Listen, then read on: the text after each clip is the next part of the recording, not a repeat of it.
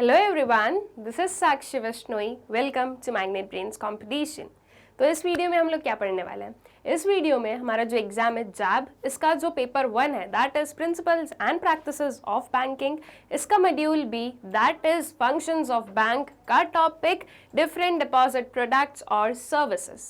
Basically इस particular video में हम लोग देखेंगे कि क्या क्या different kind of deposit products है, क्या क्या डिफरेंट काइंड ऑफ अकाउंट्स है जो कि बैंक हमें एज अ कस्टमर प्रोवाइड करती है। ओके, सो बेसिकली ये जो पर्टिकुलर वीडियो होने वाला है या ये जो पर्टिकुलर टॉपिक होने वाला है ये काफी फेमिलियर टॉपिक होगा आप लोगों के लिए। एज अ बैंकर आप लोग डे टू डे डीलिंग्स में जो है यही चीजें देखते हो कि कौन सा कस्टमर है, उसकी नीड्स के अकॉर्डिंग उसका कौन सा अकाउंट ओपन करवाना है, राइट। ये सारी चीजें, कौन से अकाउंट में क्या क्या फीचर्स होते हैं, क्या क्या उनके जो है वेरियस काइंड ऑफ जो पूरे एडवांटेजेस वगैरह, ये बताना कस्टमर्स को।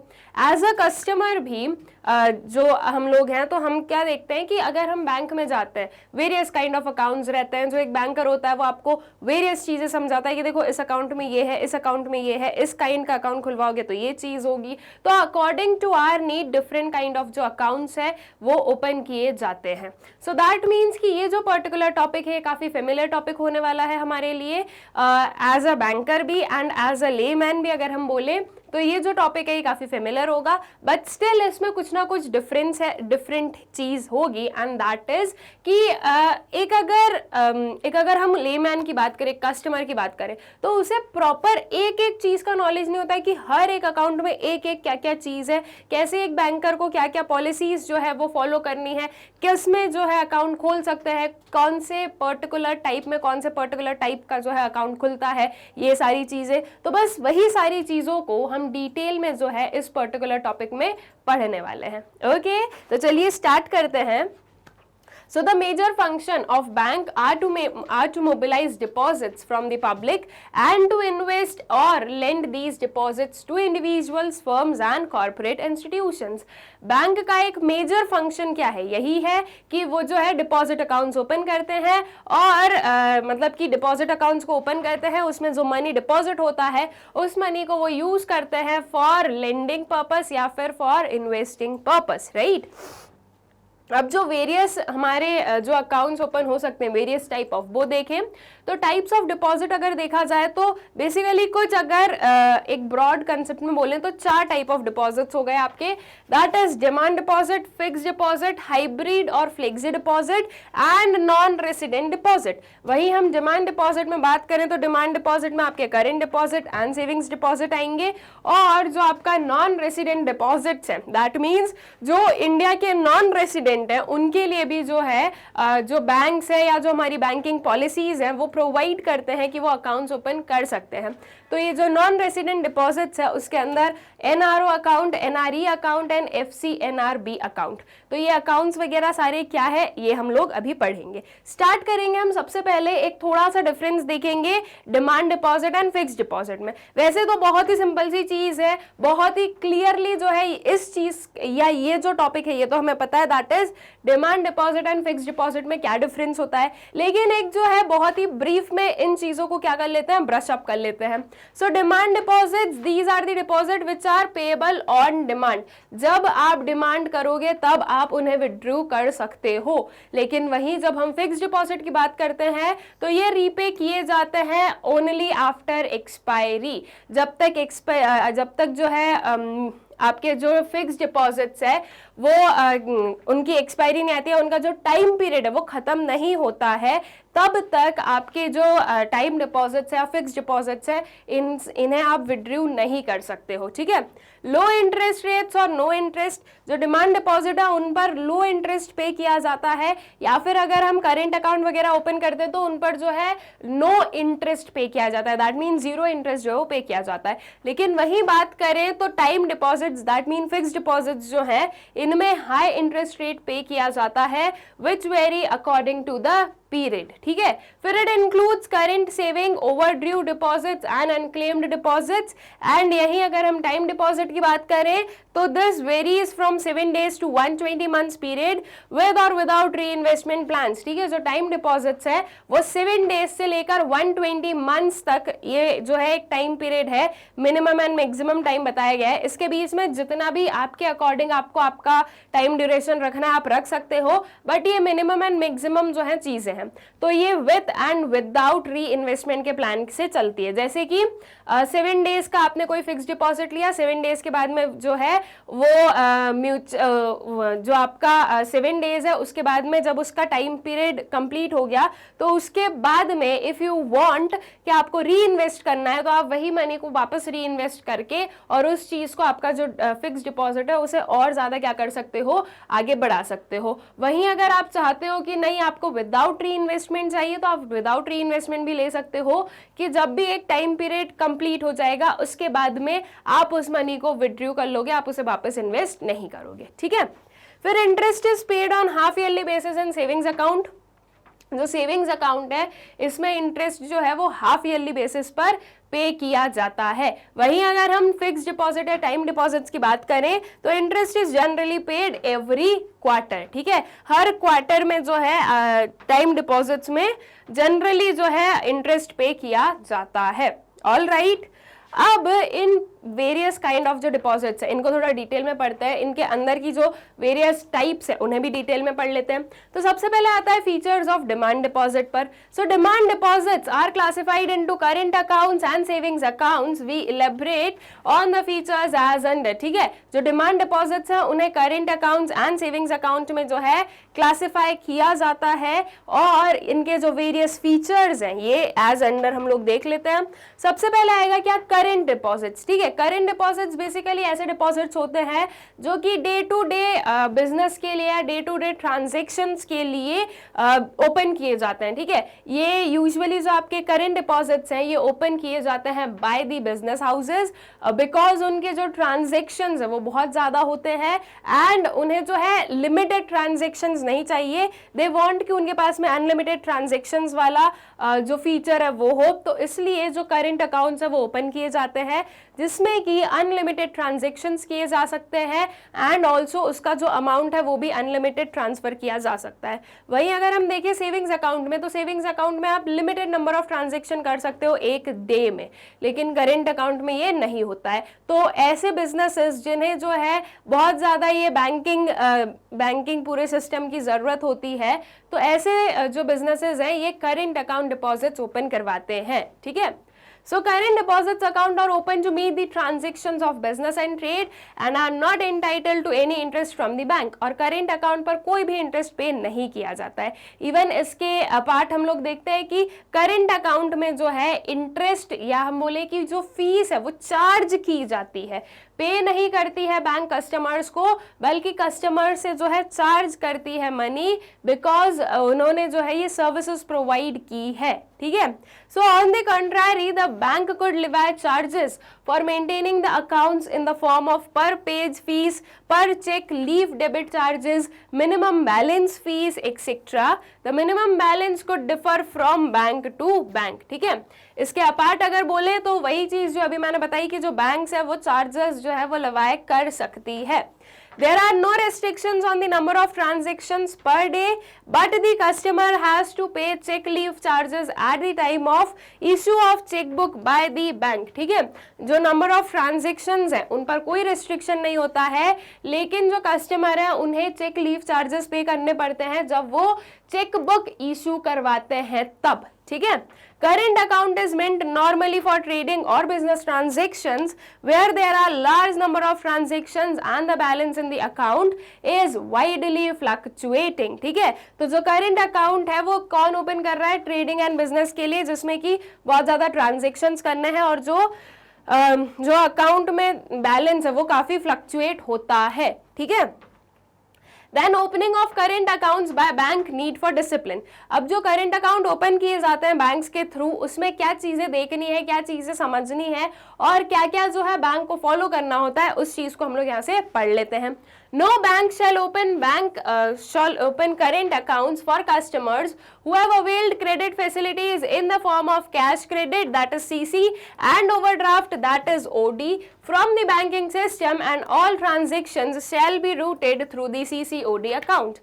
कोई भी जो बैंक है वो करेंट अकाउंट नहीं ओपन करेगी अगर कस्टमर्स ने क्रेडिट फैसिलिटीज अवेल की है in the form of CC and OD, that is cash credit. Cash credit एक काइंड ऑफ क्या होता है, शॉर्ट टर्म लोन टाइप का होता है, जिसमें कि एक जो पर्सन है, एक जो कस्टमर है, वो बिना किसी अमाउंट को डिपॉजिट करे मनी क्या कर सकता है, विड्रॉ कर सकता है। ठीक है, जैसे कि हमें लोन दिया जाता है, हम लोग जो है लॉन्ग टर्म लोन्स वगैरह लेते हैं, तो हम क्या करते हैं, हमने कुछ मॉर्गेज रखा और उसके बदले में मनी जो है वो हमें मिलता है, राइट। तो सेम वे जो है कैश क्रेडिट होता है, लेकिन इसमें आपको कोई जो है ये एक शॉर्ट टाइम पीरियड का होता है और आपको जब जरूरत है तब आप आपके अकाउंट से मनी को विड्रॉ कर सकते हो। ठीक है, एंड ओवरड्राफ्ट फैसिलिटी क्या होती है, तो बेसिकली ओवरड्राफ्ट आपका जो अकाउंट है उसमें जितना डिपॉजिट है आप उससे ज्यादा मनी विड्रॉ कर रहे हो, उसे ओवरड्राफ्ट कहा जाता है। तो अगर कोई भी जो है कस्टमर ने क्रेडिट फैसिलिटीज अवेल की है in the form of CCOD, तो ऐसे केस में उस पर्सन का जो है करेंट अकाउंट ओपन नहीं किया जाएगा। जो सारे ट्रांजेक्शन्स हैं वो सीसीओडी अकाउंट के थ्रू ही किए जाएंगे। ठीक है, where the bank's exposure to borrower is less than 10% of the exposure of the banking system to that borrower, where credits are freely permitted, debits to the CCOD account can only be for credit to the CCOD account of that borrower with a bank that has 10% or more of exposure of the banking system to that borrower। क्या बोला जा रहा है sorry क्या बोला जा रहा है कि एक जो पर्सन है, जैसे कि मान लो आई एम अ कस्टमर, ठीक है, मैं कस्टमर हूं, मेरा जो बैंकिंग सिस्टम में एक्सप्लोजर है, बैंकिंग सिस्टम में, बैंक के साथ नहीं, बैंकिंग सिस्टम में, दैट मीन्स मैं बैंकिंग सिस्टम जितना यूज कर रही हूँ, ओके, उसका अगर 10% से कम जो है बैंक का एक्सप्लोजर मेरे साथ में है, मतलब कि एक बैंक और एक मैं एज अ कस्टमर, हम लोग आपस में जितना मेरा बैंकिंग सिस्टम के साथ में एक्सप्लोजर है उससे 10%, उसका जो 10% है उतना भी अगर हम लोग नहीं मिलते हैं बैंक और मैं, तो ऐसे केस में क्या किया जाएगा, ऐसे केस में ये बोला गया है कि जो डेबिट्स है सीसीओडी अकाउंट में वो किस पर्पस से किए जाएंगे, सिर्फ और सिर्फ सीसीओडी अकाउंट से क्रेडिट करने के लिए।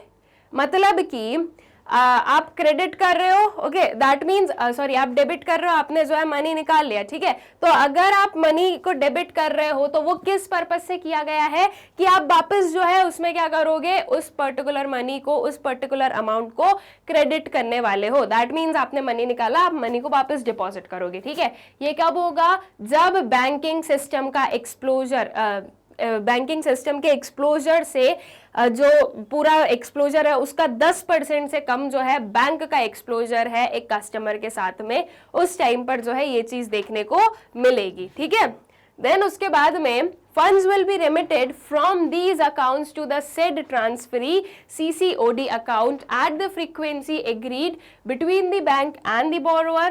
जो funds है वो remit किए जाएंगे, that means वो transfer किए जाएंगे जो ट्रांसफरी का जो CCOD account है उसमें as पर जो भी उस frequency पर जो कि एक बैंक और एक कस्टमर के बीच में डिसाइड हो रखी है कि अच्छा बैंक और कस्टमर ने जो है एक कॉन्ट्रैक्ट किया कि इस फ्रीक्वेंसी पे जो है इतना अमाउंट जो है वो मेरे सीसीओडी अकाउंट में आएगा। ठीक है, तो वो जो फंड्स है वो ट्रांसफर किए जाएंगे एक जो भी frequency decided by the bank and the borrower. Further, the credit balances on such account shall not be used as margin for availing any non-fund based credit facilities। Non-fund based credit facilities क्या होती है, ऐसी credit facilities जिसमें कि fund involved ना हो, that is money involved ना हो। अब अगर हम ऐसे ही normally अगर credit किसी से लेते हैं तो that means what कि हम fund ले रहे हैं, right? लेकिन non-fund credit facilities ऐसी credit facilities होती है जिसमें funds involved नहीं है। That means जैसे कि कि लेटर ऑफ क्रेडिट हो गया, ठीक है, कि बैंक ने क्या किया है, एक लेटर ऑफ क्रेडिट इशू कर दिया है ताकि एक जो बोरोअर है वो अपने सेलर को बता सके, वो शो कर सके कि हाँ वो जो पर्सन है वो ये पे कर देगा, ठीक है, उसका जो भी अमाउंट है वो पे कर देगा। एट प्रेजेंट जो भी एक सेलर है वो मनी ना मांगे, इन फ्यूचर वो इस चीज को पे कर देगा। So this is non fund credit facilities, ठीक है, कि यहाँ पर जो है फंड नहीं दिया गया लेकिन स्टिल वो जो पर्टिकुलर ट्रांजेक्शन था उसे पोस्टपोन्ड कर दिया गया। ऑलराइट, तो जो क्रेडिट बैलेंस है इन द सीसीओडी अकाउंट उसे एज द मार्जिन जो है अवेल नहीं किया जाएगा किसी भी non fund based credit facilities के लिए, ठीक है। Then in case there is more than one bank having 10% or more of exposure of the banking system to that borrower, the bank to which the funds are to be remitted may be decided mutually between the borrower and the banks, ठीक है। अगर ये जो CCOD account वगैरह है और जो bank का एक्सप्लोजर है more than 10% of the total banking system का एक्सप्लोजर, तो ऐसे केस में कौन से अकाउंट में या कौन सी बैंक में जो है फंड्स रेमिट किए जाएंगे, दैट मीन्स फंड्स ट्रांसफर किए जाएंगे, ये म्यूचुअली डिसाइड होते हैं between the borrower and the banks, ठीक है। जो सारी बैंक्स है और जो बोरोअर है उनके बीच में ये चीज म्यूचुअली डिसाइड की जाती है, ठीक है। It may be noted that banks with exposure to the borrower of less than 10% of the exposure of the banking system can offer working capital demand loan or working capital term loan facility to the borrowers, ठीक है। ऐसे case में जब जो banks का एक्सप्लोजर है borrower के साथ में वो 10% से कम है of the total banking system के एक्सप्लोजर से, तो ऐसे केस में जो बैंक्स है वो ऑफर कर सकती है working capital demand loan. What is working capital loan? ये बेसिकली ऐसा लोन होता है जो कि डे टू डे ट्रांजेक्शन्स को जो है कंप्लीट करने में हेल्प करता है, ठीक है, जो आपके डे टू डे के ट्रांजेक्शन्स है। अब जरूरी नहीं है कि हर एक जो फर्म है, हर एक जो बिजनेस है वो इतना मनी रिसीव कर रहे हो डेली, या डेली का जो है इतना रेवेन्यू रिसीव कर रहे हो कि उनके डेली के जो एक्सपेंसेस है वो कंप्लीट किए जा सके। तो ऐसे केस में जो है वर्किंग कैपिटल लोन प्रोवाइड किया जाता है। ये वर्किंग कैपिटल लोन में जो डे टू डे एक्सपेंसेस है उन्हें जो है उन्हें इनकर करने के लिए मनी दिया जाता है। ओके, तो वर्किंग कैपिटल टर्म लोन और वर्किंग कैपिटल डिमांड लोन जो है ये भी दिया जा सकता है कस्टमर्स को। Where a bank has to share 10% or more in the total exposure of the banking system to the borrower, it can provide CCOD facilities as हेथरटो, ठीक है। ऐसी प्लेस जहां पर जो बैंक का शेयर है वो 10% से ज्यादा है और जो 10% से ज्यादा है बैंक का एक्सप्लोजर, तो ऐसे केस में जो है वो सीसीओडी फैसिलिटीज प्रोवाइड कर सकते हैं till now as of today जो चीज बोली गई है, ठीक है। इन फ्यूचर ये चेंज हो जाए तो पता नहीं, लेकिन एज ऑफ टुडे जो बोला गया है कि सीसीओडी अकाउंट्स जो है वो ओपन हो सकते हैं। In case of customers who have not availed CCOD facilities from any bank, banks में open current account as under. अब ऐसे केस में जब सीसीओडी कहीं से भी जो है ओपन नहीं किया गया है तो फिर बैंक्स जो है वो करेंट अकाउंट को कैसे ओपन कर सकती है, क्या उसके अंडर जो है प्रोसीजर है, ठीक है। So in case of borrowers where exposure of the banking system is rupees 50 crores or more, banks shall be required to put in place an escrow mechanism। देखो क्या बोला गया है, अगर ऐसा केस जिसमें कि बोरोअर का जो एक्सप्लोजर है बैंकिंग सिस्टम से या बैंकिंग सिस्टम के साथ में जो एक्सप्लोजर है वो 50 करोड़ या फिर 50 करोड़ से ज्यादा है, दैट मीन्स एक कोई भी ऐसा कस्टमर या ऐसा बोरोअर जो कि जो ट्रांजेक्शन्स अंडरटेक करता है उसकी ओवरऑल जो टोटल वैल्यू है वो 50 करोड़ है या फिर 50 करोड़ से ज्यादा है, तो फिर ऐसे केस में बैंक के लिए ये रिक्वायरमेंट है कि वो एस्क्रू मैकेनिज्म को जो है क्या करे, उसके थ्रू जो है सारी प्रोसेसेस यूज करे। नाउ एस्क्रू मैकेनिज्म क्या होता है? So escrow management involves bridging the gap between the bank account of an individual or a company and the bank account of a person handling their money, such as financial advisor or mortgage lender. So basically escrow management क्या कर रहा है? escrow management कर रहा है कि एक है आपकी बैंक, एक है आपका कस्टमर, और इन दोनों के बीच में एक क्या हो गया, इंटरमीडियरी हो गया, जैसे कि कोई भी फाइनेंशियल एडवाइजर, मॉर्गेज लेंडर या कोई भी जो है ऐसे ही इंटरमीडियरीज, ठीक है। तो बैंक और कस्टमर के बीच में जो है एक लिंक बनाना या इनके बीच का जो गैप है उसको क्या करना, फिल करना, किसकी हेल्प से, इन इंटरमीडियरीज की हेल्प से। दैट मींस अगर 50 करोड़ या इससे ज्यादा का जो है बैंकिंग सिस्टम से एक्सपोजर है किसी भी बोरोवर का, तो ऐसे केस में कस्टमर जो है वो डायरेक्टली बैंक के पास में अकाउंट नहीं खुलवाता है, ठीक है। क्या होता है इसमें, बीच में एक इंटरमीडियरी होता है, ये इंटरमीडियरी जो है उसका अकाउंट या वो जो है इसके बिहाफ में वर्क करेगा, एंड ये जो कस्टमर है इसके भी जो सारी चीजें हैं वो इस इंटरमीडियरी के थ्रू होती है, ठीक है। ये होता है एस्क्रू mechanism.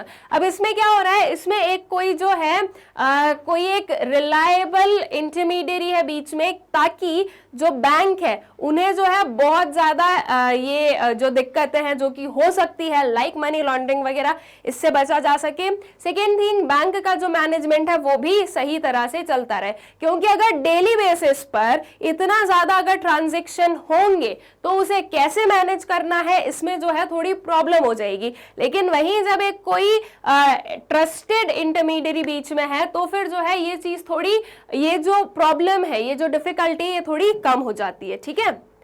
So accordingly, current accounts of such borrower can only be opened or maintained by the escrow managing bank, ठीक है। तो जिस ऐसे जो भी borrowers हैं उनका जो अकाउंट्स है वो ओपन किए जा सकते हैं और मेंटेन किए जा सकते हैं only by escrow managing bank, ठीक है। जो एक इंटरमीडियरी मैनेजिंग बैंक है सिर्फ वही जो है ये चीजें ओपन कर सकती है, ठीक। However, there is no restriction on opening a collection account by lending banks, subject to the condition that funds will be remitted from these account to the said escrow account at the frequency agreed between the bank and the borrower। लेकिन जो है इसमें अगर collection account जो है उसे open करने में कोई भी रेस्ट्रिक्शन नहीं है, जो कि जिसमें कि ये बोला गया है कि lending bank by subject to the conditions that जो फंड्स है वो रेमिट किए जाएंगे ऐसे अकाउंट्स में से सेड आपके एस्क्रू अकाउंट में, ठीक है, जो भी एक फ्रीक्वेंसी एग्रीड है between the bank and the borrower. Further, the balances in such accounts shall not be used as margin for availing any non-fund based credit facilities। ऐसे भी अकाउंट्स में, ये जो अकाउंट्स है ऐसे अकाउंट्स में भी अगर कोई बैलेंस बचता है तो उस बैलेंस को जो है यूज नहीं किया जाएगा एज अ मार्जिन कि वो non fund based credit facilities provide कर सके, ठीक है।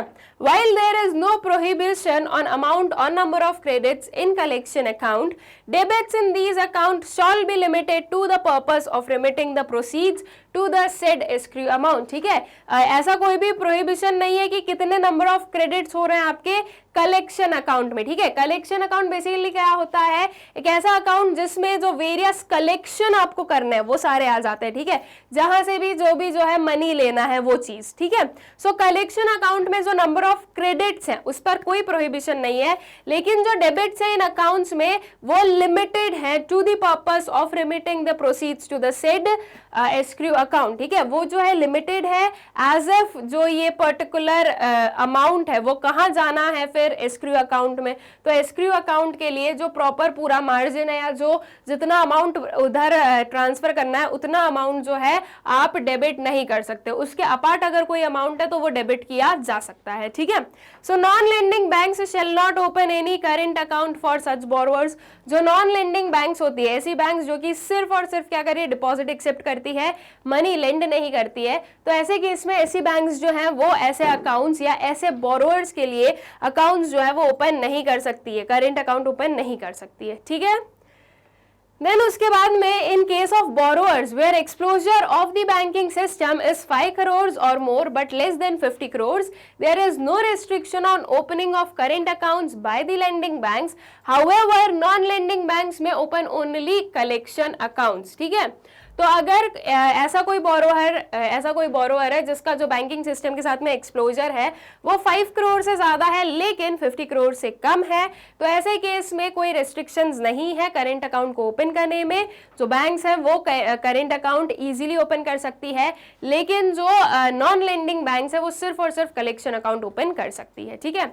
Banks are free to open current account of prospective customers who have not availed any credit facilities from the banking system, subject to necessary due diligence as per their board approved policies. ठीक है, जो bank है वो free है current accounts open करने के लिए उनके जो भी कस्टमर्स हैं जिन्होंने कोई भी क्रेडिट फैसिलिटीज अवेल नहीं की है और जिनका जो है जो कि और बाकी जो भी नेसेसरी चीजें हैं वो according to the diligence as per the board approved policies, मतलब कि जो भी बोर्ड अप्रूव्ड पॉलिसीज हैं उसके अकॉर्डिंग चलते हुए जो बैंक्स है वो करेंट अकाउंट ओपन कर सकती है. ठीक है, banks should monitor all current accounts and CCODs regularly at least on a quarterly basis, specifically with respect to the exposure of the banking system to the borrower to ensure compliance with these instructions. ठीक है, और banks जो है उन्हें regular basis पर जो है CCOD accounts और जो करेंट अकाउंट्स है वो क्या करने होते हैं,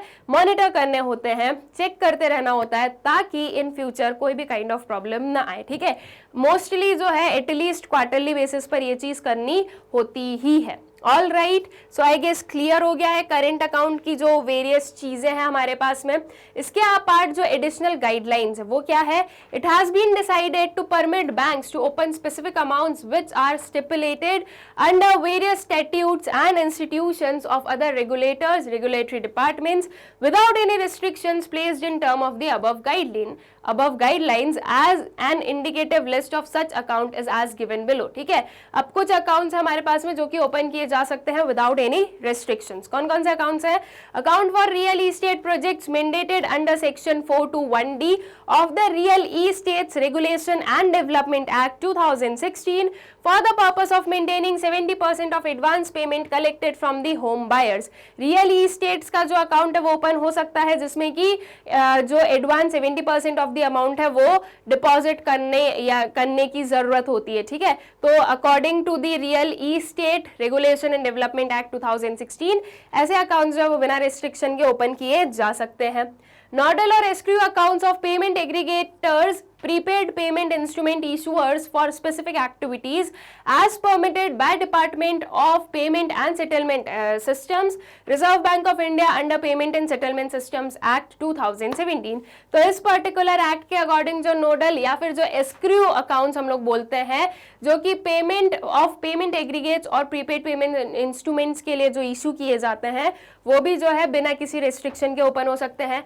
accounts for settlement of dues related to debit card, ATM card, credit card issuers and acquirers, accounts permitted under FEMA 1999, accounts for the purpose of IPO, NFO, FPO, share buyback, dividend payment, issuance of commercial papers, allotment of debentures, gratuity, etc. मतलब कि ये सारे accounts भी जो है ये बिना restriction के ओपन हो सकते हैं.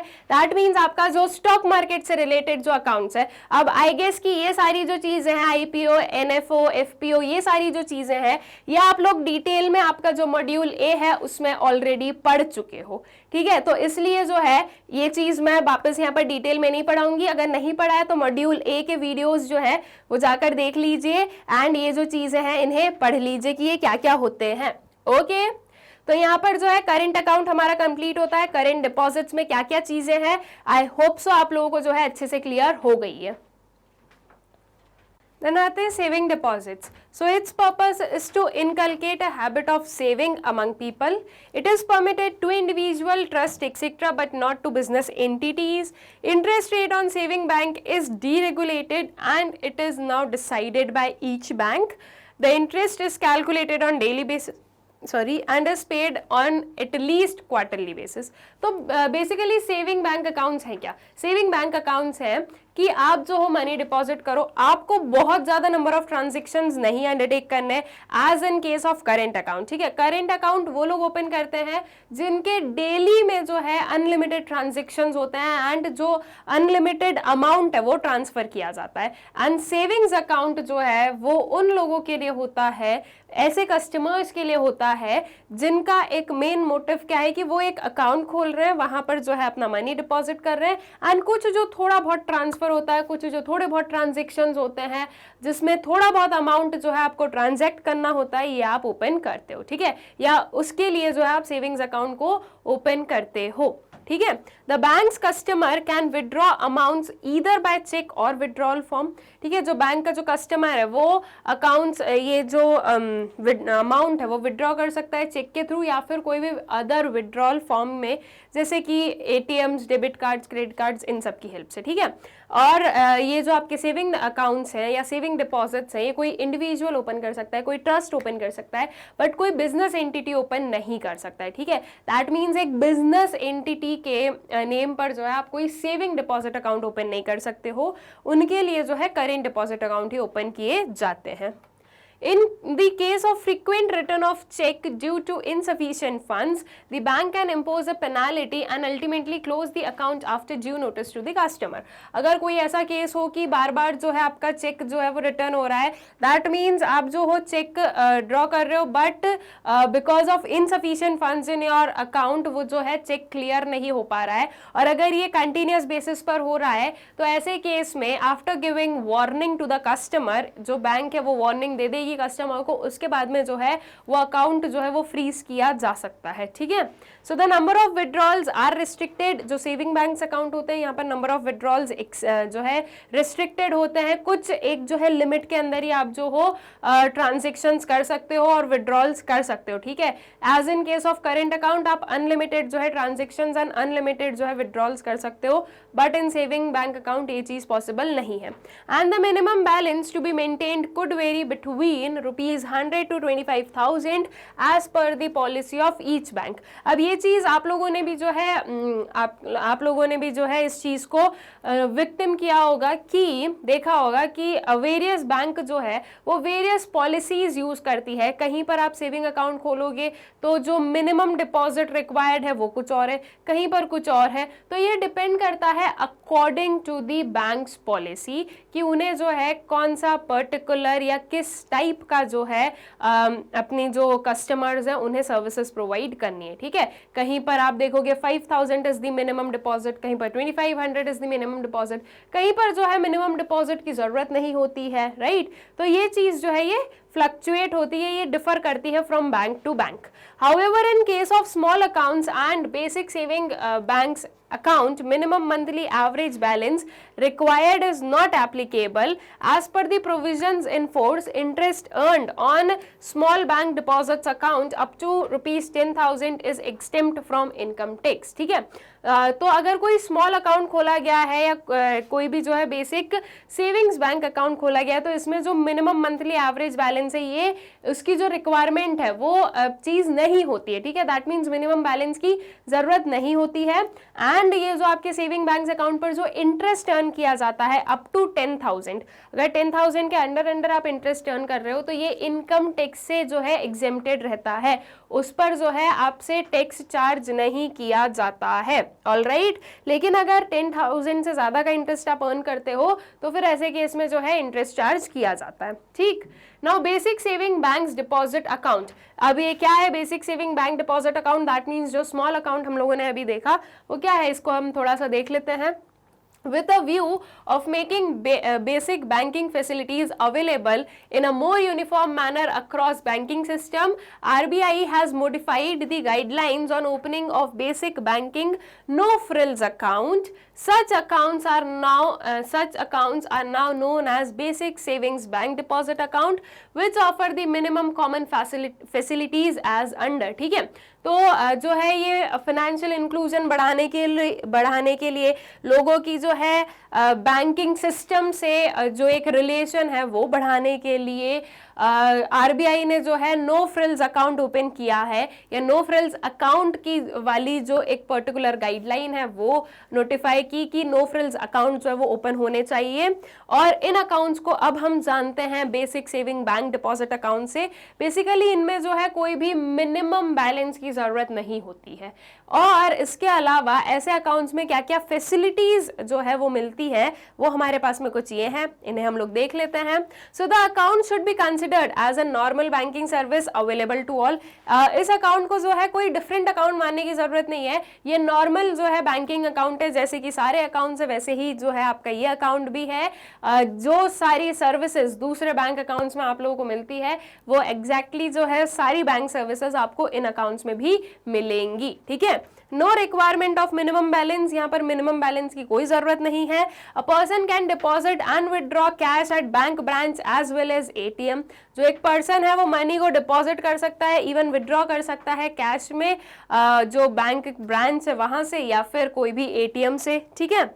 इसके अलावा रिसीट और credits of money through electronic payment channels और बाय मीन्स ऑफ चेक और collection of cheque drawn by central और state government agencies and departments, जो क्रेडिट ऑफ मनी है, रिसीट ऑफ मनी है, वो भी जो है एक्सेप्टेबल है कि इलेक्ट्रॉनिक जो मेथड है उससे आपके अकाउंट में मनी आ जाए, या फिर कोई भी काइंड ऑफ चेक या कलेक्शन ऑफ चेक के थ्रू जो है मनी आपके पास में आ रहा है तो उसे वो चीज जो है वो अलाउड है, ठीक है। Account holders are permitted a maximum of 4 withdrawals in month including ATM withdrawals। ऐसे जो अकाउंट होल्डर्स होते हैं वो मैक्सिमम 4 बार ही विदड्रॉ कर सकते हैं अमाउंट को, और ये 4 बार में आपके एटीएम विदड्रॉल्स भी जो है इंक्लूडेड है। दैट मीन्स किसी भी मीन्स से जो है ऐसे अकाउंट होल्डर्स जो होते हैं वो मैक्सिमम 4 टाइम्स ही जो है मनी विदड्रॉ कर सकते हैं, ठीक है।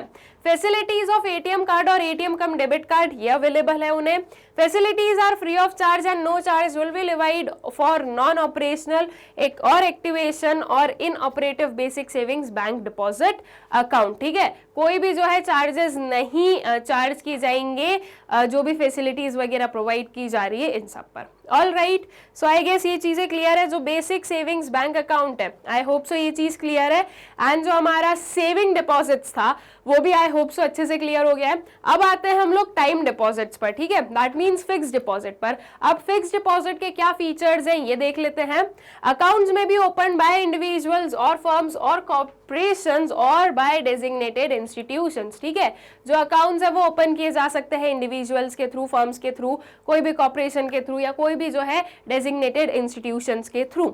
Amount is repayable on maturity, banks issue deposits with maturity from 7 days to 120 months। ये स्टार्टिंग में ही हम लोगों ने देख लिया था कि 7 days से लेकर 120 months तक का जो है टाइम पीरियड होता है। इस टाइम पीरियड में जो है क्या किया जा सकता है, मतलब कि ये जो है ये फिक्स डिपॉजिट का टाइम पीरियड है कि मिनिमम आप 7 days के लिए जो है अकाउंट मेंटेन करोगे एंड मैक्सिमम 120 months हो सकता है, दैट मीन्स 10 years, ठीक है। Rate of interest is fixed by each bank for different period. Different जो पीरियड है वो रेट ऑफ इंटरेस्ट जो रहता है हर एक बैंक का वो फिक्स्ड है डिफरेंट पीरियड के लिए कि इस पीरियड में इतना इंटरेस्ट, इस पीरियड में इतना इंटरेस्ट मिलेगा, ठीक है। Deposits are kept for a fixed period but could be withdrawn before maturity at a reduced rate of interest. अब ऐसा है कि आपने जो है मनी डिपॉजिट किया लेकिन आप उस पर्टिकुलर आपको जो है उस पर्टिकुलर टाइम पीरियड के पहले जो है आपका मनी वापस चाहिए, कोई भी रीजन है उसकी वजह से आपको वो मनी वापस चाहिए, तो ऐसे केस में आपको जो है रिड्यूस्ड रेट ऑफ इंटरेस्ट पर वो मनी वापस मिल जाएगा। दैट मीन्स जो एक्चुअल में जो डिसाइडेड रेट ऑफ इंटरेस्ट था उससे रिड्यूस्ड रेट ऑफ इंटरेस्ट पर जो है आपको इंटरेस्ट दिया जाएगा और जो मनी है वो विदड्रॉ कर दिया जाएगा, ठीक है। The interest is paid periodically और cumulative on quarterly rest. Interest is also paid at monthly intervals but at discounted rate, ठीक है। अगर मंथली इंटरवल्स पे इंटरेस्ट चाहिए तो वो डिस्काउंटेड रेट पर मिलेगा, दैट मीन्स जितना एक्चुअल में इंटरेस्ट है उससे कम मिलेगा आपको, और अदरवाइज ये जो है पीरियडिकली पे किया जाता है या फिर क्यूमुलेटिवली क्वार्टरली बेसिस पर पे कर देंगे कि ये जो है 4 months का एक साथ में क्वार्टरली बेसिस पर इंटरेस्ट जो है वो पे कर दिया गया है, ठीक है। Tax has to be deducted at source, that is TDS by banks if interest paid on deposit is rupees 40,000, senior citizens के लिए 50,000 और more in a year, ठीक है। अगर एक ईयर में 40,000 या फिर अगर सीनियर सिटीजन्स की बात करें तो 50,000, इससे या फिर इससे जो है ज्यादा अगर इंटरेस्ट पे किया जा रहा है डिपॉजिट्स पर तो TDS जो है वो कट होगा, ठीक है। The rate of TDS is 10% TDS जो है वो चार्ज किया जाएगा and surcharge as applicable as per extant income tax rules where PAN is submitted by the customer. अगर कस्टमर ने पेन सबमिट करके रखा है, अपना जो पेन कार्ड है वो सबमिट किया है, पेन नंबर दिया है, तो 10% जो टीडीएस है वो कट होगा। लेकिन अगर पेन सबमिट नहीं किया गया है तो टीडीएस जो है वो 20% चार्ज किया जाएगा। अगर फॉर्म नंबर 15G और 15H सबमिट कर दिया है और अगर पेन कार्ड सबमिट नहीं किया है तो भी जो है टीडीएस आपसे चार्ज किया जाएगा 20% का। फॉर्म 15G और 15H कौन से फॉर्म होते हैं? तो ये बेसिकली सेल्फ डिक्लेरेशन फॉर्म होते हैं जो कि ये बताते हैं या उनमें हम ये बताते हैं कि हमारी जो इनकम है वो इनकम टैक्स रिजाइम से बाहर है। दैट मीन्स हम लोग जो है इनकम टैक्स नहीं पे करते हैं, ठीक है। ये जो है आपका एक सेल्फ डिक्लेरेशन फॉर्म होता है। तो अगर आपने एक बैंक में आपका फिक्स डिपॉजिट अकाउंट ओपन है और आपने जो है आपका पेन कार्ड सबमिट नहीं किया है, लेकिन आपने जो है आपका फॉर्म 15G और 15H सबमिट कर दिए, बट यहाँ पर कंडीशन है कि पेन कार्ड सबमिट नहीं किया है, तो ऐसे केस में टीडीएस डिडक्ट होगा एंड दैट ऑल्सो 20% जो है वो टीडीएस डिडक्ट किया जाएगा, ठीक है। Then in order to provide more funds at disposal of the taxpayer for dealings with the economic situation arising out of COVID-19 pandemic, the rates of tax deduction at source for the certain non-salaried specification payments made to residents have been reduced by 25% for the period from 14th May 2020 to 31st March 2021। इस time period के लिए 14th May 2020 से लेकर 31st March 2021 तक के लिए जो TDS cut किया गया था या जो हम बोलें कि जो टीडीएस रेट था वो 25% से कम किया गया था because of the covid pandemic, ठीक है। तो जो है ताकि लोगों के पास में ज्यादा मनी हो फॉर डिस्पोजल, इसके लिए जो है टीडीएस को कम किया गया था। दैट मीन्स 25% से कम किया था, 10% था, 10 का 25%, 2.5 तो 7.5% जो है टीडीएस कट हो रहा था, ठीक है। So consequently the rate of TDS has been reduced from 10% to 7.50%। However there is no change in the TDS where PAN is not submitted by the customer, ठीक है। लेकिन अगर कोई कस्टमर ने जो है पेन अगर सबमिट नहीं किया है तो ऐसे केस में उनसे जो है 20% का टीडीएस ही कट होगा, उसमें जो है कोई भी डिडक्शन नहीं किया गया, ठीक है। Then if a customer is not liable for payment of income tax, he or she can submit form number 15G or 15H in which case bank will not deduct the tax on interest income at source। Form 15G can be submitted by individual below the age of 60 years and Hindu undivided family, and Form 15H can be submitted only by individuals above the age of 60 years, ठीक है। So as in the case कि अगर income tax regime से कोई person बाहर है तो ऐसे केस में वो जो है form 16G and form 16H जो भी पर्टिकुलर आप जिस भी चीज के लिए जो हो लायबल हो वो आप फॉर्म पे कर दोगे तो आपका जो टीडीएस है वो कट नहीं किया जाएगा, ठीक है। Term deposits are not transferable, आप टर्म डिपॉजिट्स को ट्रांसफर नहीं कर सकते हो from one account to another account, जो कि आप देखते हो डिमांड डिपॉजिट में कि आप ट्रांसफर कर सकते हो मनी को, बट आप टर्म डिपॉजिट्स में ये नहीं कर सकते हो। Term deposits maturing on Sundays and other public holidays or non-business days are paid with interest for such days at the contract rate which the amount is not paid since the amount is not paid on the due date, ठीक है। अगर कोई भी जो है आपकी जो term deposit है वो मैच्योर जिस दिन पर हो रहा है, अगर उस दिन पर कोई भी काइंड ऑफ जो है पब्लिक हॉलीडे है, नेशनल हॉलीडे है, जो है संडे है, मतलब कि बेसिकली किसी भी काइंड से हॉलीडे है, तो वो पर्टिकुलर डे का भी इंटरेस्ट जो है वो नेक्स्ट वर्किंग डे पर आपको पे किया जाएगा, ठीक है। दैट मीन्स ऐसा नहीं है कि मैच्योर हो गया तो उस दिन का आपको इंटरेस्ट नहीं दिया जाएगा, उस दिन का भी इंटरेस्ट दिया जाएगा। जिस दिन आपको मनी मिलेगा आपको जो है प्रॉपर इंटरेस्ट एंड आप विड्रॉ कर सकते हो, तब तक का पूरा इंटरेस्ट आपको पे किया जाएगा। ऑल राइट, तो ये कुछ हमारे फीचर्स होते हैं फिक्स्ड डिपॉजिट के। और आगे देखें हम लोग इसी के जो फीचर्स हैं वही। So cash payment of term deposit is permitted if the amount of deposit paid including interest thereon is below 20,000। Amount exceeding this limit can be paid only through cheque और is credited to the savings और current account of the depositor, ठीक है। जो cash payment है term deposits का वो सिर्फ एक ही केस में किया जा सकता है कि अगर 20,000 से बिलो का जो है अमाउंट आपका हुआ हो तो, लेकिन अगर उससे ज्यादा का हो रहा है तो ऐसे केस में ये जो मनी है विड्रॉ हो सकता है ओनली थ्रू चेक, या फिर जो मनी है वो क्रेडिट हो जाएगा आपके सेविंग्स या करेंट अकाउंट में, ठीक है। Term deposits are classified under various schemes as, जो टर्म डिपॉजिट है वो वेरियस स्कीम्स में कैसे क्लासिफाई किया जाता है इसे हम लोग देखें तो फिक्स डिपॉजिट्स होते हैं एक जिसमें इंटरेस्ट पेएबल है क्वार्टरली बेसिस पर, मंथली बेसिस पर and the principal on maturity, ठीक है।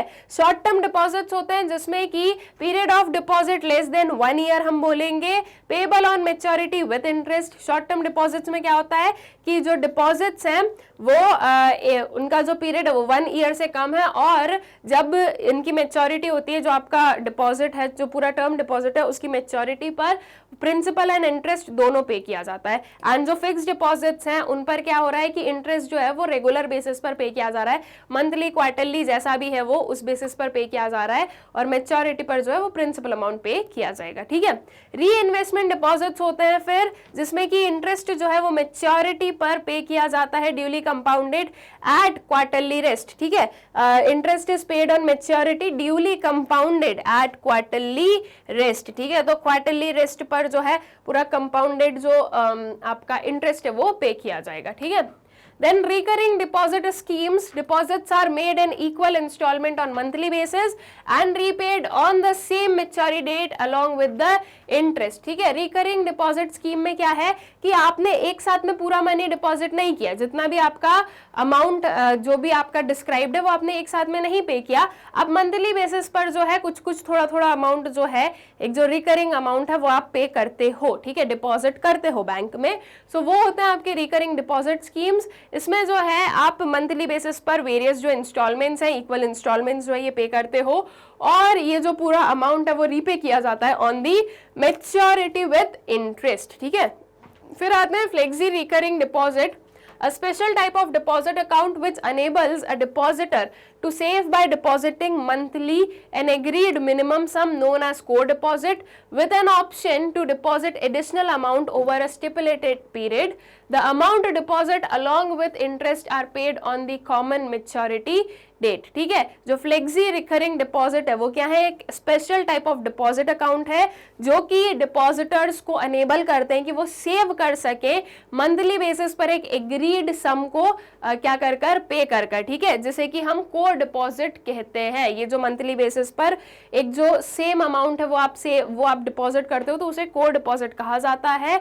With an option to deposit additional amount, इसमें क्या ऑप्शन है कि आपका जितना भी जो एक अमाउंट है जो कि बताया गया कि इतना आपको मंथली बेसिस पर पे करना है, उसके अलावा उसमें जो है एडिशनल अमाउंट पे जो है आप डिपॉजिट कर सकते हो।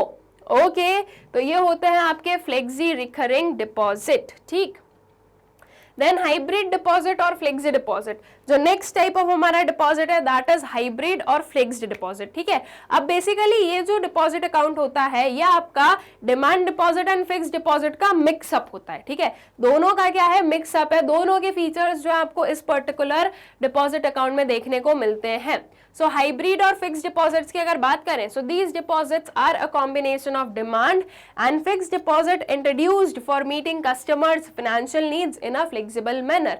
ये जो डिपॉजिट्स है ये किस चीज की कॉम्बिनेशन है, डिमांड एंड फिक्स्ड डिपॉजिट के कॉम्बिनेशन है जो कि कस्टमर्स की जो फाइनेंशियल नीड्स है उन्हें एक फ्लेक्सिबल मैनर में क्या करना है, उन नीड्स को फुलफिल करना है, ठीक है। दैट इज एक जब फिक्स्ड डिपॉजिट पर पर्सन चला जाता है तो वो अपना जो मनी है वो उसका क्या हो जाता है, काइंड ऑफ फ्रीज हो जाता है, वो उस पर्टिकुलर मनी को यूज नहीं कर पाता, लेकिन वहां पर इंटरेस्ट ज्यादा मिलता है। अब अगर हम डिमांड डिपॉजिट पर जाएं तो वो मनी को तो यूज कर पा रहा है लेकिन वहां पर इंटरेस्ट कम मिल रहा है, तो ऐसे केस में कंफ्यूजन वही होता है कि कौन से डिपॉजिट में जाएं। तो इसलिए जो है हाइब्रिड डिपॉजिट या फिर फ्लेक्सी डिपॉजिट जैसी चीज जो है ये जो है यूज की गई या ऐसे डिपॉजिट अकाउंट्स बनाए गए जो जिसमें कि दोनों के फीचर्स है। आप जो हो कुछ अमाउंट को फिक्स भी रख सकते हो, आप जो हो अमाउंट को यूज भी कर सकते हो, आप उसे विड्रॉ भी कर सकते हो। अब इसमें क्या वेरियस फीचर्स हैं, क्या रेस्ट्रिक्शंस हैं, ये सारी चीजों को हम लोग देख लेते हैं, ठीक है। So many banks have introduced this new deposit product some years ago to attract the bulk deposits from high net worth individuals.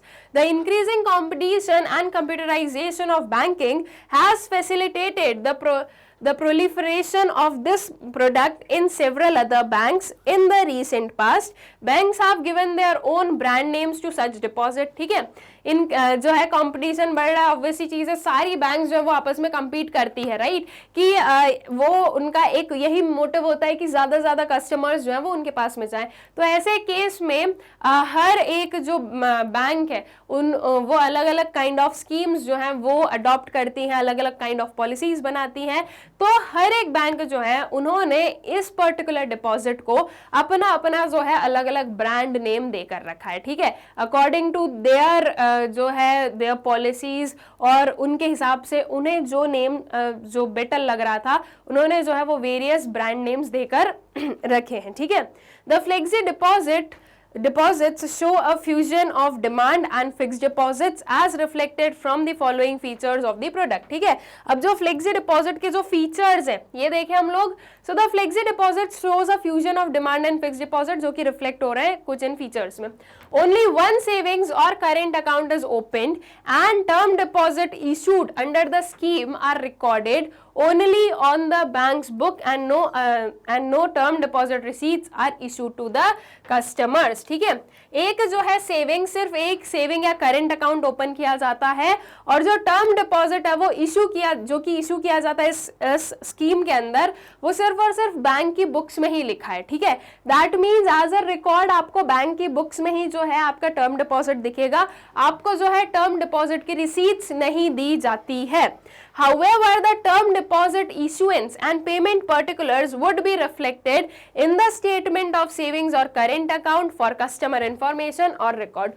तो अब बात यही आती है कि अगर सिर्फ और सिर्फ बैंक के बुक्स में होगा तो कस्टमर के रिकॉर्ड्स के लिए क्या होगा, तो कस्टमर की इंफॉर्मेशन और उनके रिकॉर्ड्स के लिए ये जो पूरा पेमेंट और इशुएंस है इस चीज का, ये रिफ्लेक्ट किया जाता है जो स्टेटमेंट है उनकी सेविंग या करेंट अकाउंट उसकी, ठीक है। जो भी सेविंग या करेंट अकाउंट जो भी मेंटेन किया उसके साथ में उसकी जो स्टेटमेंट है उसमें ये चीज रिफ्लेक्ट हो जाएगी कि ये जो मनी है ये आपका टर्म डिपॉजिट में गया है, यहाँ से ये हुआ है, ये चीज जो है ये वहां पर शो कर दी जाती है। तो एक कस्टमर की रिकॉर्ड्स के लिए जो है स्टेटमेंट में दिख जाएगा ये।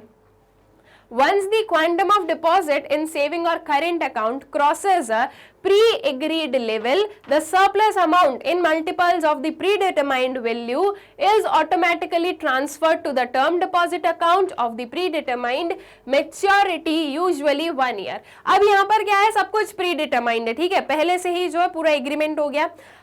एक जो आपने अकाउंट खोला, सेविंग्स या करेंट अकाउंट जो भी ओपन किया, उसमें आपने बोला कि मैं इस पर्टिकुलर अकाउंट में अगर 50,000 से ज्यादा मनी डिपॉजिट होता है तो वो जो भी एक्स्ट्रा मनी है वो कहां जाएगा, आपके टर्म डिपॉजिट में।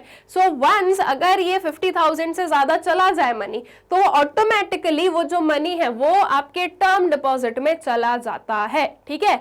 तो ये आपने पहले से ही क्या कर लिया, एग्री कर लिया था कि इससे ज्यादा जो अमाउंट है वो आपके टर्म डिपॉजिट में चला जाएगा, ठीक है। तो एज सच आपका जो भी एग्रीमेंट होगा उसके हिसाब से ये चीज होगी। इसके अलावा जो भी मैच्योरिटी है वो यूजुअली 1 ईयर की होती है, लेकिन वो आपकी जो मैच्योरिटी डेट है वो भी प्री डिटरमाइंड ही होती है, ठीक है। This gives the customer higher interest earning because typically interest rates on term deposits are higher than for the saving accounts. As if जैसे मैंने स्टार्टिंग में ही बोला कि जो फिक्स डिपॉजिट्स हैं, जो टर्म डिपॉजिट्स हैं, वो हाई इंटरेस्ट पे करते हैं। तो बिकॉज इसकी वजह से क्या होगा, इसकी वजह से जो कस्टमर्स हैं वो ज्यादा डिपॉजिट जो है वो ज्यादा इंटरेस्ट जो है वो अर्न कर पाते हैं, ठीक है। Then in the event of the shortfall in current or saving account, the check drawn on the account are honored by automatically transferred back the required amount in multiples of predetermined value to the savings and current account from the fixed deposit account reverse sweep. क्या हुआ कि अब मान लो ये हुआ कि आपका जो करेंट या सेविंग अकाउंट है उसमें आपका जो मनी है जितना आपने डिफाइन किया था उससे कम हो रहा है अगर, तो ऐसे केस में क्या होता है, ऐसे केस में जैसे कि जब मनी ज्यादा हुआ तो आपके करेंट या सेविंग अकाउंट से फिक्स डिपॉजिट में चला गया, ट्रांसफर हो गया। तो सेम वेज कि अगर मनी कम होगा तो वहां से जो फिक्स डिपॉजिट से जो मनी है वो आपके सेविंग या करेंट अकाउंट में क्या कर दिया जाएगा, क्रेडिट कर दिया जाएगा। दिस इज रिवर्स स्वीप, कि आपने यहां से पहले इधर किया था, अब क्योंकि यहां पर कम है, शॉर्टफॉल है, तो वापस क्या हो जाएगा, वापस जो है आप रिवर्स देखोगे, ठीक है। In such a case the term deposit is paid before maturity and hence the amount of reverse sweep earns a lower interest rate, however the remaining amount in the term deposit account continues to earn the original interest rate. अब जितना भी amount आपके term deposit में से आपके जो है demand deposit में ट्रांसफर होता है, उतने अमाउंट पर जो डिस्काउंटेड इंटरेस्ट है वो पे कर दिया जाता है। बाकी का जितना अमाउंट आपके टर्म डिपॉजिट में बचता है उस पर जो आपका प्री एग्रीड जो इंटरेस्ट रेट है वो आपको मिलता है, ठीक है, वो आप उस पर अर्न करते हो। ऑल राइट, देन यहां पर जो है हमारा जो हाइब्रिड या फ्लेक्सी डिपॉजिट है वो कंप्लीट हो जाता है।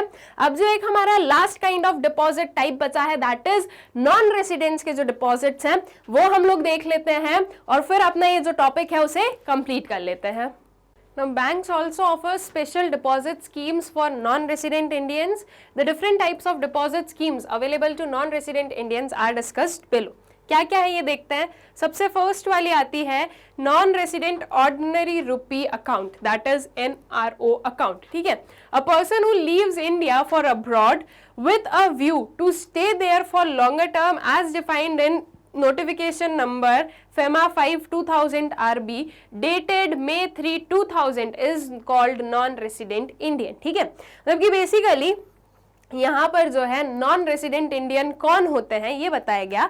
तो ये वो पर्सन है जो कि इंडिया छोड़कर अब्रॉड चले जाते हैं एंड थोड़े लॉन्ग टाइम पीरियड के लिए रहते हैं, ठीक है। That means more than 1 year अगर कोई पर्सन आपकी कंट्री से बाहर रह रहा है, किसी और कंट्री में रह रहा है, तो फिर वो आपका नॉन रेसिडेंट बन जाता है, ठीक है। ये इसमें जो है 1 ईयर का टाइम पीरियड रहता है कि अगर 1 साल से ज्यादा कोई रह रहा है कहीं और तो वो आपका नॉन रेसिडेंट रहेगा, ठीक है। अब कोई जो पर्सन है टूरिस्ट बन के गया है, कहीं घूमने गया है, तो घूम फिर के वो वापस आ जाएंगे, ज्यादा से ज्यादा 1 मंथ 2 मंथ, तब तक वो वापस आ जाएंगे घूम फिर के, ठीक है। तो ऐसे केस में वो आप ही के रेसिडेंट रहते हैं, ठीक है।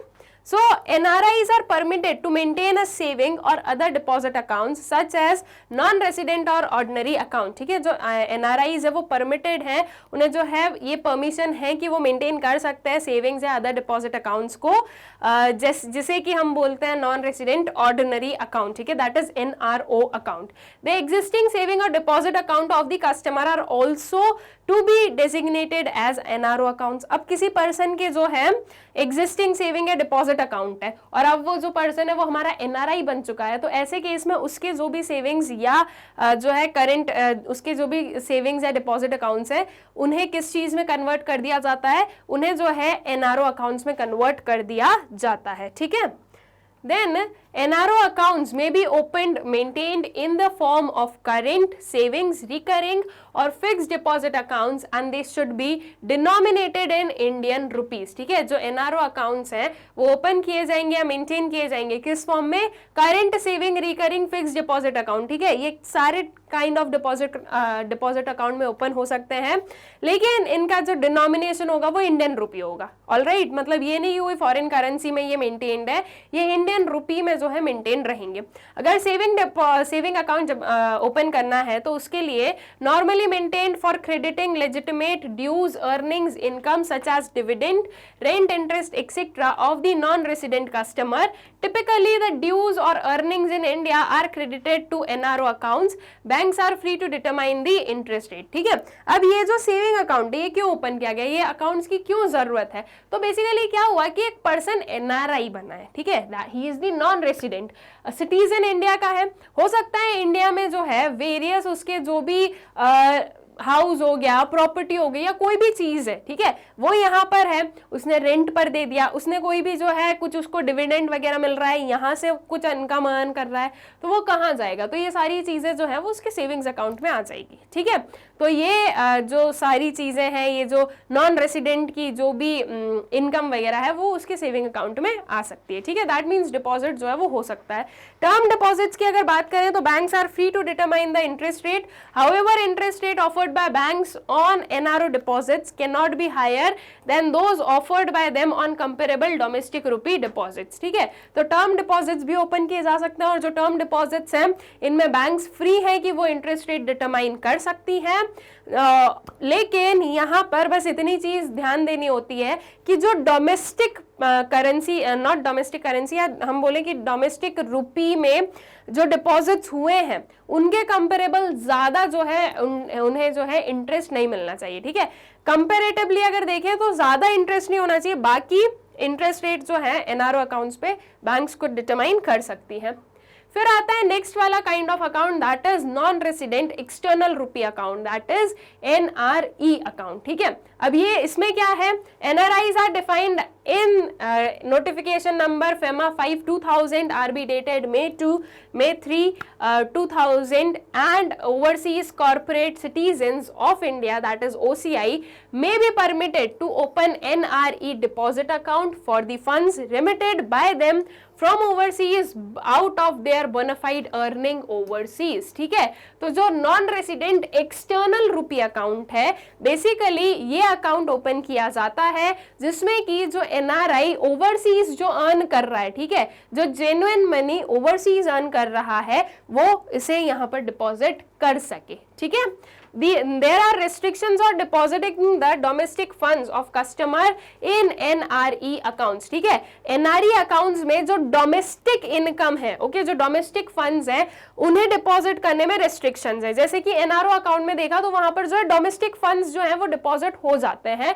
एनआरई अकाउंट में क्या है, एक्सटर्नल फंड्स ओवरसीज जो अर्न किया जा रहा है वो डिपॉजिट होता है। ठीक है, यहाँ पर डोमेस्टिक फंड्स पर रिस्ट्रिक्शन है। All right, NRE accounts can be held jointly with their resident close relative as defined in section 277 of the Companies Act 2013 on former or savior basis. The resident close relative shall be eligible to operate the account as a power of attorney holder in accordance with the extant instructions during the lifetime of NRI or PIO India account holder। ठीक है, सो जो NRE accounts है ये open किए जा सकते हैं jointly with a beneficially हम बोल दें, या with a resident of the India. ठीक है, जो भी क्लोज रिलेटिव होगा उस पर्टिकुलर एनआरआई का, तो ये जॉइंटली जो है ये ओपन किए जा सकते हैं। जो रेसिडेंट क्लोज रिलेटिव है वो उसे जो है पावर ऑफ अटॉर्नी मिलती है, वो एलिजिबल है उस चीज के लिए, और वो जो सारे एक एनआरआई के बिहाफ में जो चीजें हैं वो कर सकता है। ठीक है, NRE accounts may be in the form of saving, current, recurring और fixed deposit account। ये भी किसी भी काइंड ऑफ में ओपन हो सकते हैं इनमें से। Such accounts can be opened only by the non-resident himself and not through the holder of power of attorney। ठीक है, अकाउंट को ओपन करने के लिए तो NRI की ही जरूरत पड़ेगी। इसमें जो है जिसके पास में पावर ऑफ अटॉर्नी है वो नहीं ओपन कर सकता।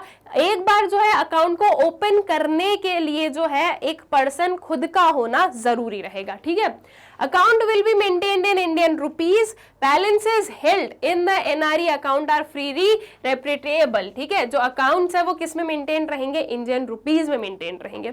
Accrued interest income and balances held in NRE account are exempt from income tax and wealth tax respectively. जो भी इंटरेस्ट अर्न कर रहे हैं या इंटरेस्ट इनकम है, जो पूरी अक्रूड इंटरेस्ट इनकम है या जो भी बैलेंसेस है एनआरई अकाउंट में, वो इनकम टैक्स या वेल्थ टैक्स के एग्जेम्पशन में है। ठीक है, वो उससे बाहर है। ऑल राइट, देन आता है जो लास्ट काइंड ऑफ अकाउंट है, that is foreign currency non resident bank account, that is FCNRB account. ठीक है, तो अब FCNRB अकाउंट क्या है, these are maintained only in the form of term deposits of the specified tenures between 1 year to 5 years। ठीक है, ये जो है ये सिर्फ और सिर्फ टर्म डिपॉजिट्स के जो है वे में ही क्या किए जा सकते हैं, मेंटेन किए जा सकते हैं, और इनका जो स्पेसिफाइड टेन्योर है वो रहेगा 1 year to 5 years के बीच में। Interest rates are determined by the banks subject to the laid down conditions and within the ceiling rates stipulated by the RBI. Recurring deposits are not permitted to be opened as FCNR B accounts, ठीक है। तो जो ये है आपके interest rate है वो determine किया जाएगा बाय दी बैंक्स, जो भी कंडीशंस और जो भी सीलिंग रेट्स लगाई गई है आरबीआई के थ्रू, मतलब कि आरबीआई ने जो भी कंडीशंस दे दी है, एक सीलिंग बता दी कि इससे ज्यादा जो है आप इंटरेस्ट नहीं पे कर सकते हो, तो वो चीज जो है वो मेंटेन करके रखनी पड़ती है बाकी बैंक्स को। All debit credit permissible in respect of NRE account including credit of sale proceeds of FDI investments are permissible in FCN NRB accounts also. Account can be in any freely convertible currency, ठीक है। जो आपका ये account है ये कोई भी जो है फ्रीली कन्वर्टेबल करेंसी में रहता है, दैट मीन्स किसी भी करेंसी में जो है ये कन्वर्ट हो सकता है, और इसमें जो है डेबिट और क्रेडिट जो है वो भी परमिटेड है, किसके रिस्पेक्ट में, एनआरई अकाउंट के रिस्पेक्ट में, ठीक है। दैट इज जैसे कि credit from the sales of FDI investment वगैरह, ये सारी चीजें हो गई, मतलब कि डेबिट एंड क्रेडिट जो है वो भी किया जा सकता है। लेकिन ये जरूर ध्यान रखना है कि ये 1 ईयर to 5 years ये टाइम पीरियड जो है ये जरूरी है। ऐसा नहीं कि अकाउंट खुलवाया और कल बोल दो हम तो अकाउंट नहीं खोल रहे, 1 ईयर एटलीस्ट तो वो अकाउंट रहेगा ही रहेगा, एंड मैक्सिमम 5 years का जो है टाइम पीरियड रहता है, ठीक है। Loans can be extended against security of funds held in FCNRB deposits either to the depositors or third parties subject to usual marginal interest rate requirement, ठीक है। जो लोन्स है वो भी दिए जा सकते हैं किसी भी जो है सिक्योरिटीज के अगेंस्ट, सिक्योरिटी ऑफ फंड्स, ठीक है, जो कि उनके जो FCNRB डिपॉजिट अकाउंट्स में रहते हैं, ठीक है। तो मतलब वो फंड्स की सिक्योरिटी के अगेंस्ट जो है लोन्स दिए जा सकते हैं डिपॉजिटर्स को, या फिर जो भी थर्ड पार्टी है उसे, subject to the usual margin and interest rate requirement. अब जो भी मार्जिन और इंटरेस्ट रेट रिक्वायरमेंट जैसे भी लोन पे रहता है वो सेम जो है यहाँ पर भी रहेगा। When an account holder becomes a person resident in India, FCNRB deposits can be allowed to be continued till maturity, ठीक है। अगर कोई जो पर्सन है जो कि NRI है वो अगर वापस जो है इंडिया में आ जाए, वापस जो है इंडिया का रेसिडेंट बन जाए, तो ऐसे केस में जो FCNRB डिपॉजिट्स हैं, अकाउंट्स हैं, ये मेच्योरिटी तक जो है एज इट इज वर्क कर सकते हैं। मतलब ये नहीं कि वो हमने ओपन किए थे NRI के लिए, अब वो हमारा रेसिडेंट बन गया तो इसको क्लोज करो, जब तक उसकी मेच्योरिटी डेट है तब तक वो जो है अलाउड है कि वो उसी वे में जो है वर्क कर सकता है, ठीक है। ऑन मैच्योरिटी द डिपॉजिट में B converted into resident foreign currency, that is RFC accounts और रेसिडेंट रुपी डिपॉजिट अकाउंट, ठीक है। तो मैच्योरिटी के बाद में ये जो डिपॉजिट अकाउंट्स है ये कन्वर्ट हो सकते हैं रेसिडेंट फॉरेन करेंसी में अकाउंट में या फिर रेसिडेंट रुपी डिपॉजिट अकाउंट्स में, ठीक है। दीज डिपॉजिट्स में also be allowed to be converted into RFC account even before their maturity and interest paid on FCNRB deposits, यहाँ पर बी आएगा, B deposits even if the minimum period has not run subject to the conditions that the rate of interest does not exceed the saving bank interest rate on RFC account, ठीक है। तो ये till maturity continued रख सकते हैं। अगर लग रहा है तो ये जो है आपके मैच्योरिटी के पहले भी क्या किए जा सकते हैं, रेसिडेंट फॉरेन करेंसी अकाउंट या फिर रेसिडेंट रुपी डिपॉजिट अकाउंट में कन्वर्ट हो सकते हैं, ठीक है। मैच्योरिटी से पहले इफ रिक्वायर्ड या इफ यू वांट टू, तो ये चीज जो है ये कन्वर्टेबल रहती है। All right, so I guess कि ये जो वेरियस डिपॉजिट अकाउंट्स हैं ये अच्छे से क्लियर हो गए हैं। जो सारे हमारे डिमांड, फिक्स्ड, फ्लेक्सी और हाइब्रिड और जो हमारे नॉन रेसिडेंट के डिपॉजिट अकाउंट्स हैं, आई होप सो कि ये सारे ही जो डिपॉजिट अकाउंट्स हैं ये अच्छे से आप लोगों को क्लियर हो गए हैं, ठीक है। अब जो है इस पर्टिकुलर वीडियो को एंड करने से पहले हम एक थोड़ा सा जो है इसकी वेबसाइट के बारे में जान ले, दैट इज मैग्नेट ब्रेन्स की वेबसाइट के बारे में जान ले कि मैग्नेट ब्रेन्स की वेबसाइट से आपको वीडियोस कैसे एक्सेस करने हैं। That is apart from YouTube you can also watch this videos from magnet brains website.